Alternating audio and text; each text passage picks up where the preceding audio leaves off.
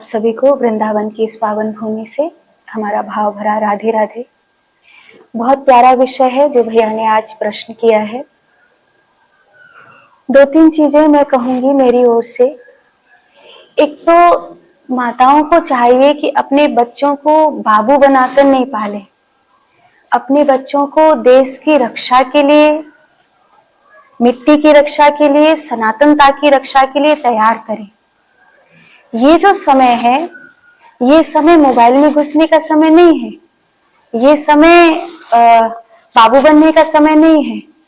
ये समय है आजादी के 100 साल जब पूरे हो रहे हैं तो इस देश को बचाने का समय है। क्योंकि कुछ लोग ऐसे हैं जिन्होंने इतनी आबादी अपनी बढ़ा ली है, वो हमारी बिल्डिंगों को भी ले लेने वाले हैं, हमारे व्यवसाय को भी ले लेने वाले हैं और हमसे हमारी जिंदगी को भी ले लेने वाले हैं। अगर माताएं चाहती हैं कि उनके बच्चों का भविष्य सुरक्षित हो तो इस समय सबसे पहली चिंता उनकी ये होनी चाहिए कि वो अपने बालकों को इस चीज के लिए तैयार करें कि उन्हें अपने देश के लिए, अपनी मिट्टी के लिए जीवित रहना है।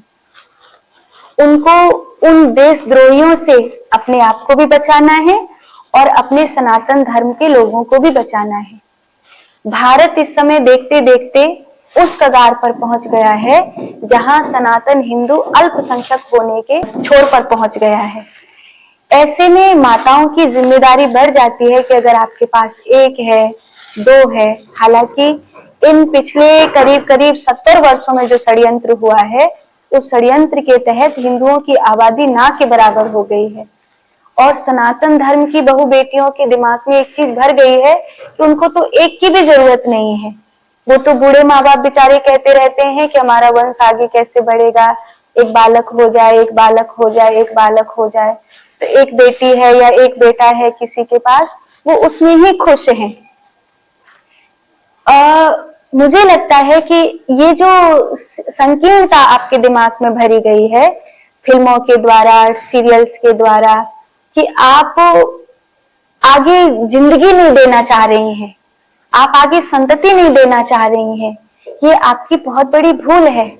आपको इस राष्ट्र के लिए, इस मिट्टी के लिए, इस संस्कृति के लिए संतान उत्पन्न करनी चाहिए। ब्रह्मा की आप संतान हो, ब्रह्मा की सृष्टि को अगर आप एक अच्छी संतान नहीं दे करके जाओगे तो आपका गृहस्थ होना, मैं समझती हूँ, बेकार है। इससे अच्छा आप ब्रह्मचारी हो जाते, सन्यासी हो जाते, ज्यादा अच्छा था। अगर आप गृहस्थी हो और आप संसार में अपने जीवन को जी रही हो तो मुझे लगता है कि आपको संतति देनी चाहिए। और वो संतति कैसी हो?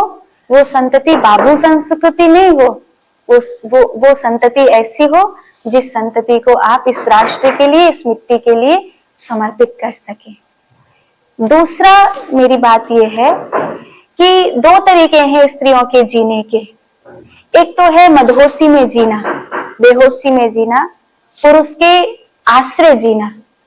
दूसरा है लक्ष्मीबाई बनकर के जीना, एक उस मदहोशी को हटाकर स्वावलंबन के लिए जीना, अपनी अपनी अस्मिता के लिए जीना। तो माँ के रूप में आप संतान को उस ढंग से देती हो कि आपकी संतान इस मिट्टी के लिए, इस राष्ट्र के लिए जीवित रहे और देशद्रोहियों से लोहा ले सके, उन्हें भगा सके, उन्हें अपने देश से खदेड़ सके। और दूसरा, स्त्री के रूप में आप उस तरह जी सकती हो जिस तरह आपकी अस्मिता, आपका सम्मान, आपकी श्रेष्ठता, आपका गौरव देखने दिखाने लायक हो। आप एक मदहोशी में ना जियो। आप भोग की वस्तु नहीं है, आप मैडम नहीं है, आप भारत की एक सम्मानित नारी हैं, आप पूजनीय हैं। आपके धमनियों में वो रक्त बह रहा है जिस रक्त ने एक तिनके के बल पर रावण जैसे विश्व विजेता को पीछे हटा दिया था। कई बार मैं सुनती हूँ कई लोगों के मुख से कि रावण अच्छा था, उसने सीता जी को हाथ भी नहीं लगाया। रावण अच्छा नहीं था, रावण कई हजार स्त्रियों की सम्मान को लूट चुका था। विष्णु प्रिया ने उसको श्राप दिया था कि अगर वो किसी स्त्री की इच्छा के बगैर उसको भोगेगा तो उसके सिर के 1000 टुकड़े हो जाएंगे। उस श्राप के बाद से उसने किसी स्त्री को छूने की हिम्मत नहीं कर पाया। मंदोदरी उसको यही समझाती थी कि सीता को उसकी मर्जी के बिना आप अपना नहीं बना सकते हैं।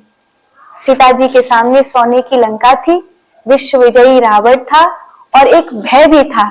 लालच भी है और भय भी है, लेकिन सीता जी को न भय झुका सका न लालच झुका सका। आज दुनिया भर में बेटियों के साथ बहुत बड़े अत्याचार हो रहे हैं, जिनमें बांग्लादेश में असंख्य बेटियों के साथ, स्त्रियों के साथ अत्याचार हुआ है। जो लाहौर ने कभी देखा था, जो कभी जम्मू कश्मीर ने देखा था, जो कभी भारत देश ने देखा था, वो आज बांग्लादेश देख रहा है। आने वाले समय में भगवान न करे कोलकाता में जो हल्ला हुआ है वो अगर पूरे देश में होता है, तो मुझे मेरा तीसरा और सबसे बड़ा संदेश आपके लिए यही है कि अपनी बेटियों को सशक्त बनाइए, स्वयं को सशक्त बनाइए। ये समय नाजुक बनने का समय नहीं है, ये समय रील्स में व्यर्थ अपनी जिंदगी को करने का नहीं है, ये समय स्वयं को सशक्त बनाने का है, ताकि दरिंदों से आप अपनी अस्मिता को बचा सकें।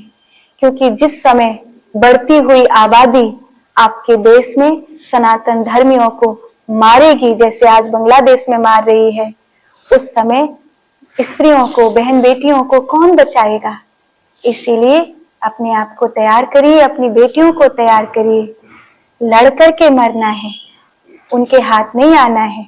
एक समय था जब हमने जौहर किया था, मरी हुई लाश को भी हम उन्हें भोगने नहीं देंगे, जीते जी तो कभी उनके हाथ नहीं आएंगे।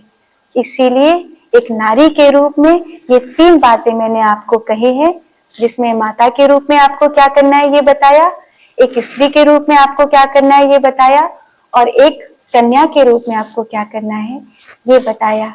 आपके 3 रूप हैं। सरस्वती बनिए ताकि आप अपने भारत की अस्मिता पर, संस्कृति पर गर्व कर सकें। आपको पता होना चाहिए भारत की सभ्यता क्या है, इसकी ऊंचाई क्या है, क्यों है, ये परंपराएं क्यों हैं। आपको हर व्रत का, तीज त्योहार का, भारत की हर एक वस्तु विषय का ज्ञान होना चाहिए।